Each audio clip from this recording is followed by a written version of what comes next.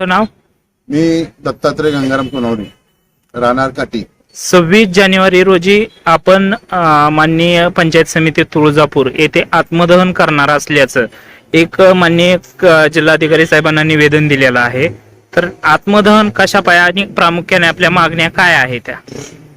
मी काटी तालुका तुळजापूर या गावचा रहिवासी असून मी भ्रष्टाचार निर्मूलन संघटनेमध्ये जिल्हाध्यक्ष म्हणून काम करतो. तसंच मी जनतेच्या आणि गावाच्या विकासासाठी जनतेला कमीत कमी पाणी व्यवस्थित मिळावं या हेतूने गेल्या 11 महिन्यापासून ग्रामपंचायतची तक्रार करतो. वारंवार बीडीओ साहेबांकडे प्रत्येक वेळेस निवेदन दिले. बीडीओ साहेबांजवळ एक दिवसाचं ठिय्या आंदोलन देखील केलं. आणि मी जे हे करतो माझ्या वैयक्तिक कामासाठी किंवा माझ्या स्वार्थासाठी नाही, हे जनतेसाठी करतोय. आणि गावामध्ये दूषित पाणी, दुर्गंधयुक्त पाणी येतं, आळ्या आहेत पाण्यामध्ये आणि पाण्यात आळ्या असून देखील जनतेला हे असं दूषित पाणी पाजण्याचा प्रयत्न केला जातो. सरकारने जवळजवळ 1 करोड पेक्षा जास्त पैसे घालून जलजीवन योजना राबवण्यात आली असून सुद्धा या योजनेचं पाणी आम्हाला दुर्गंधयुक्त आणि दूषित पाणी प्यायला मिळतं.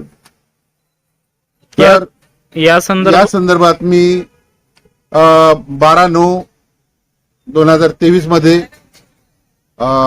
बीडीओ साहेबांच्या ऑफिस समोर हे आंदोलन देखील केलं होतं. त्यानंतर मला ग्रामसेवक व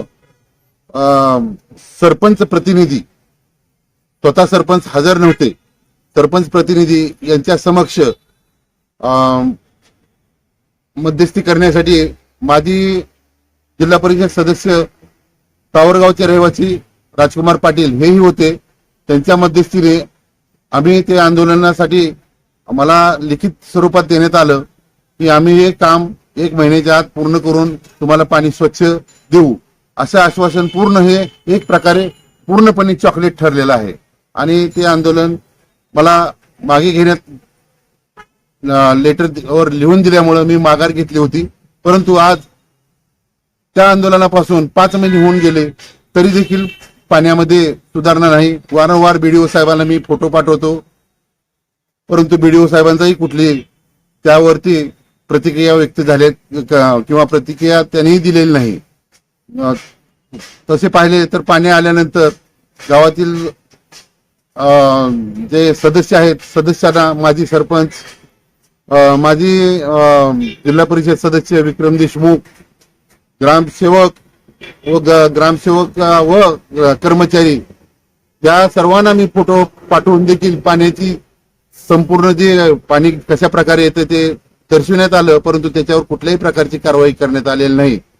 म्हणून मी या संदर्भात सरपंच यांच्याशी तुमचं बोलणं झालं होतं का? आणि सरपंच किंवा गट विकास अधिकारी यांच्याकडून काय तुम्हाला उत्तर मिळालं?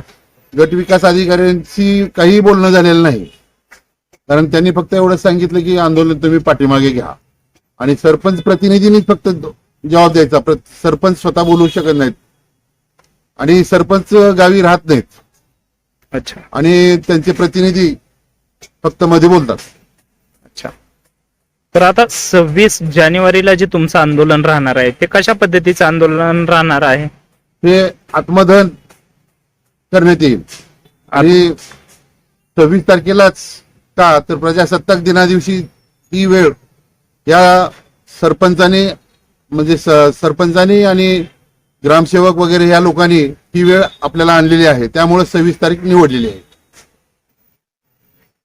यापुढे माझी एकच विनंती आहे, येणाऱ्या 25 तारखेपर्यंत जर यांनी पाण्यामध्ये पाणी व्यवस्थित देण्यात कार्यक्षम राहिले तर ठीक, नाही तर 26 तारखेला सकाळी 7:30 किंवा 8च्या दरम्यान पंचायत समिती समोर आत्मदहन करण्यात येईल. व हे आत्मदहनासाठी या लोकांनी म्हणजे प्रशासनाला मी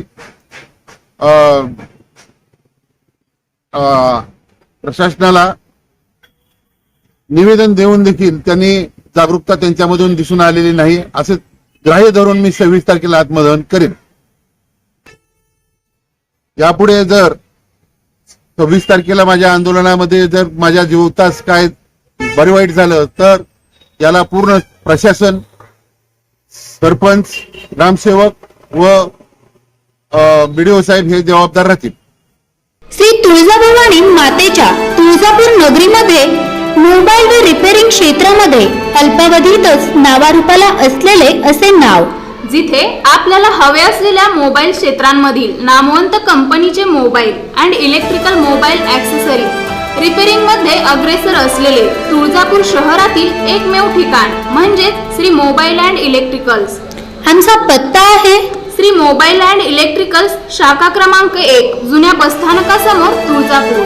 शाखा क्रमांक 2, डॉक्टर बाबासाहेब आंबेडकर चौक, देवराज कॉम्प्लेक्स, तुळजापूर. एक वेळ अवश्य भेट द्या. प्रोप्रा डोंगरे बंधू. आमचा मोबाईल नंबर 8830 88 38 38. 79 72 41 42 43.